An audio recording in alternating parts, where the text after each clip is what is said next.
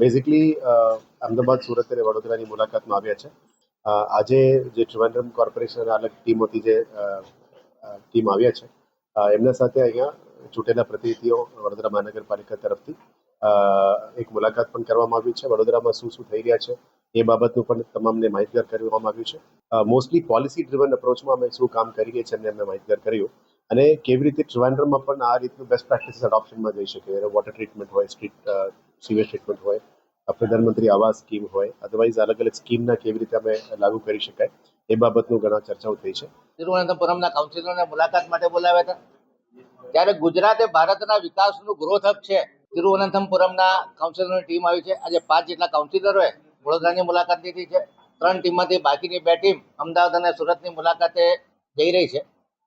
Urbanisation શું કહેવાય અને વિકાસ શું કહેવાય?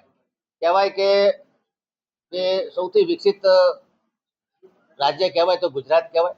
અલગ અલગ 3 શહેરોમાં એમને પર્ટિક્યુલરલી કોર્પોરેશન્સની મુલાકાત લેવાનું એમની ઈચ્છા વ્યક્ત કરી.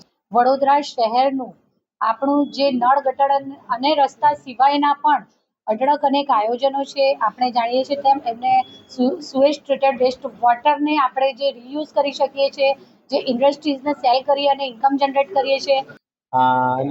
It is a great city and a beautiful city. I think it's a cultural capital of Gujarat, and we have seen many of their development projects. And for the first time, we are in Vadodara, and we are from Trivandrum Corporation. For the by the last election, we have got majority in Trivandrum Corporation. For the first time in Kerala history, BJP is forming a local body government in Kerala, and we have seen their many of their development projects here, and we would like to implement all these projects in Kerala in Trivandrum Corporation.